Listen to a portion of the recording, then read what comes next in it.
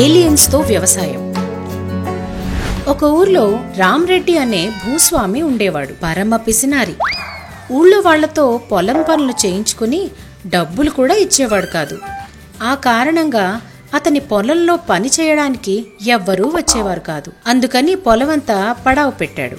కాని రామ్రెడ్డికి ఎలా అయినా తన పొలంలో పంట వెయ్యాలని అనుకుంటూ ఉండేవాడు. ఇదే ఊర్లో నాని అనే కుర్రాడు ఉండేవాడు. బాగా చదువుకున్నాడు, తెలివైనవాడు. ఎవరు సాయం అడిగినా కాదు లేదని అనకుండా చేసేవాడు. నాని ఒకరోజు రాత్రి సెకండ్ షో సినిమాకి వెళ్ళి తిరిగి వస్తున్నాడు. పవర్ స్టార్ సినిమా అని ఉరికినా, ఇప్పుడేమో ఇంత లేట్ అయింది. రేపు పొద్దుగాల మస్తు పని ఉన్నది. బైక్ స్పీడ్గా నడుపుతున్నాడు. ఊరికి దగ్గరగా వచ్చాడు. రామ్రెడ్డి పొలం దగ్గరకు రాగానే ఆకాశం నుంచి ఏదో కింద పడిన సౌండ్ వచ్చింది. సౌండ్ వచ్చిన వైపు చూశాడు. అంతా దుమ్ముంది. ఏందది? బైక్ ఆపి దుమ్ములో నడుచుకుంటూ వెళ్తున్నాడు. కొంచెం దూరం నడిచాక ఒకచోట స్పేస్ షిప్ కనిపించింది. ఏందిది? అవెంజర్స్ సినిమాల లెక్క ఆకాశం నుంచి ఏలియన్స్ అయితే రాలేదు కదా. మెల్లగా దగ్గరికెళ్ళి చూశాడు. అందులో నిజంగానే 2 ఏలియన్స్ ఉన్నాయి. హెల్ప్ హెల్ప్ హెల్ప్ హెల్పా? ఇగో నేను మీకు హెల్ప్ చేస్తా, కానీ నన్నేం చేయొద్దు మరి, సరేనా? ఆ షిప్లో ఏలియన్స్ ని బయటకు తీసి ఇంటికి తీసుకొచ్చాడు. మంచం మీద పడుకోబెట్టి, మీరు ఇక్కడనే ఉండుర్రి, రేపు పొద్దున నేను డాక్టర్ని తీసుకొస్తా. వాటిని అక్కడే ఉంచి తాను వెళ్లి పడుకున్నాడు. తెల్లారి నాని డాక్టర్ కోసం సిటీ వెళ్లాడు. తిరిగి రావడానికి సాయంత్రం అయింది. సాయంత్రం ఇంటికొచ్చిన నానికి ఇంట్లో ఏలియన్స్ కనిపించలేదు. ఏడిపోయినరు అని ఇల్లంతా వెతికి చుట్టుపక్కల ఇళ్లలో వాళ్ళని అడిగాడు. ప్రవీణో, వింత ఆకారంలా ఒక 2 మనుషులను చూసినావా? ఇడా ఏలియన్స్ లెక్కున్నారు. వాళ్ళేనా? వాళ్ళే. రామ్రెడ్డి పొలం దగ్గర చూసినా. రామ్రెడ్డి పొలం కన్నా అక్కడేం చేస్తున్నారు వాళ్ళు? బండి తీసుకుని రామ్రెడ్డి పొలం దగ్గరికి వెళ్ళాడు.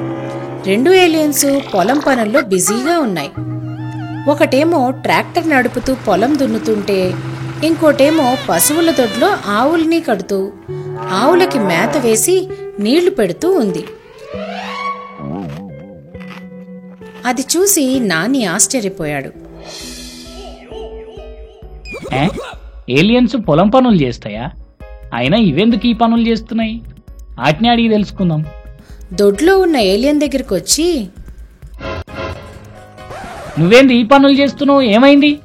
అది ఆ షిప్ పడ్డ చోటు ఈ రామ్రెడ్డిదంట కదా.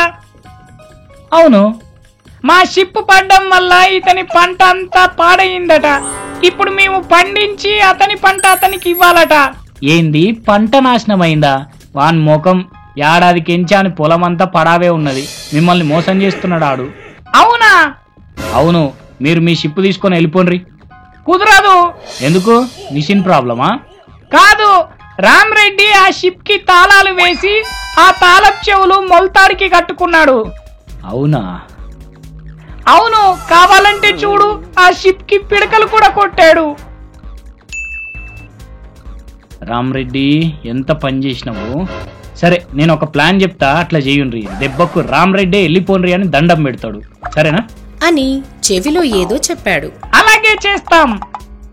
నాని అక్కడి నుంచి వెళ్ళిపోయాడు. రామ్రెడ్డి వచ్చి, ఏంది ఇంకెంతసేపాటి ఈపు తోముతావు? మోదాలాటినట్ల బయటకు కొట్టు. అంతే. ఏలియన్స్ ఆ పశువుల్ని బయటకు వదిలి కొడుతూనే ఉన్నాయి. దెబ్బలు భరించలేక ఆ పశువులు పక్కవాళ్ల పొలాల్లోకి పారిపోయాయి. అరే ఎంత పని చేసిండ్రు! మేతకు కొట్టుండ్రి అంటే తరిమి తరిమి కొట్టిండ్రు కదా. నువ్వు చెప్పావు, మేం చేశాం, అంతే. సరే, పోయి ఆ పంటకు నీళ్లు పెట్టుండ్రి. ఏలియన్స్ వెళ్లి పంట మునిగిపోయేంత వరకు నీళ్లు పెట్టారు. అది చూసి రామ్రెడ్డి ఆశ్చర్యపోయాడు. అయ్యా రాములా, భగవంతా, పంట మొత్తం ముంచేసిండ్రు కదా అని ఏడుస్తూ ఉన్నాడు. ఇలా రామ్రెడ్డి ఏ పని చెప్పినా అది రామ్రెడ్డికి నష్టం కలిగించేలా చేసేవి. ఏలియన్ చేసే నష్టాన్ని భరించలేక ఒకరోజు బుద్ధి గడ్డి తిని కూలీ లేకుండా మీతోని పని చేయించుకుందాం అనుకుని ఇవన్నీ చేసిన. మీకో దండం, ఇగో మీ షిప్పు తాళాలు, దయచేసి ఇడికెంచి వెళ్ళిపోండ్రి అని తాళాలు ఇచ్చేశాడు. ఏలియన్స్ తాళాలు తీసుకుని నాని దగ్గరకొచ్చి, చాలా థ్యాంక్స్. నీకెప్పుడు మా సాయం కావాలన్నా ఈ రిమోట్ ప్రెస్ చెయ్యి, వెంటనే వచ్చేస్తాం. ఓకే? అక్కడి నుంచి వెళ్ళి మళ్లీ ఆకాశంలోకి వెళ్ళిపోయాయి.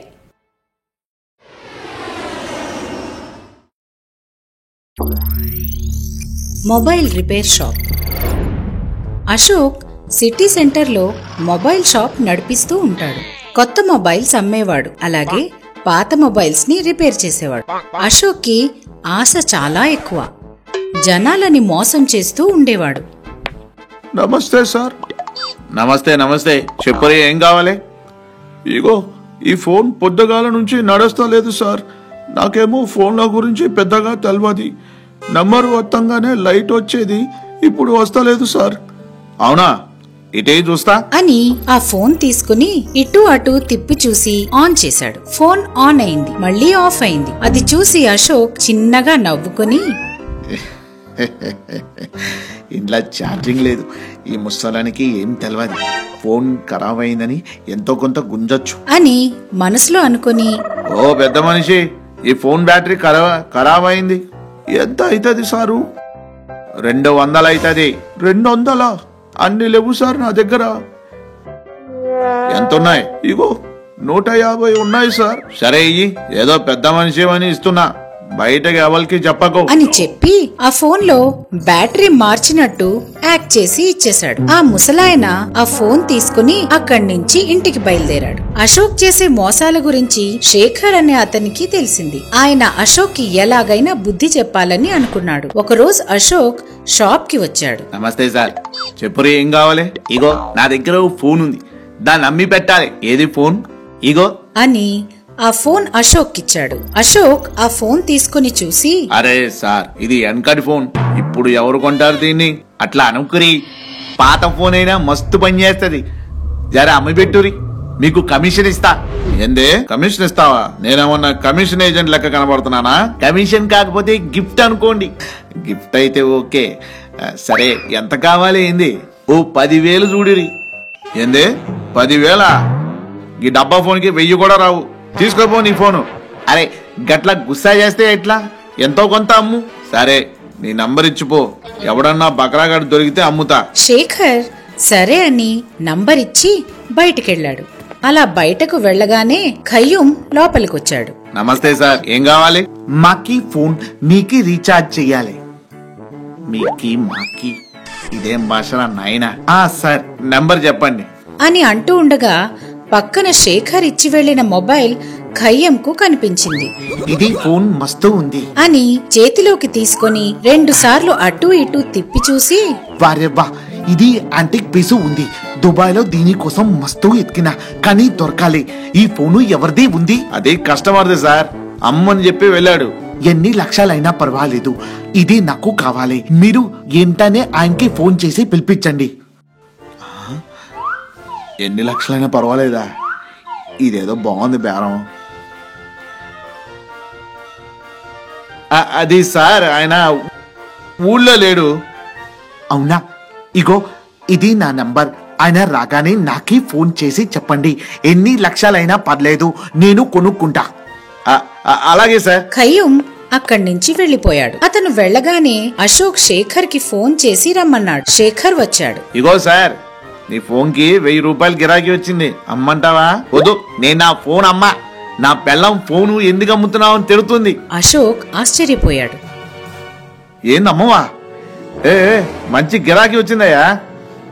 వద్దు సార్, పెళ్లి అయినాక నా పెళ్ళం కొనిచ్చిన ఫస్ట్ ఫోన్, దానికి 1000 10,000 అని లెక్క కట్టలేను. నా ఫోన్ నాకు ఇయ్యని పోతా.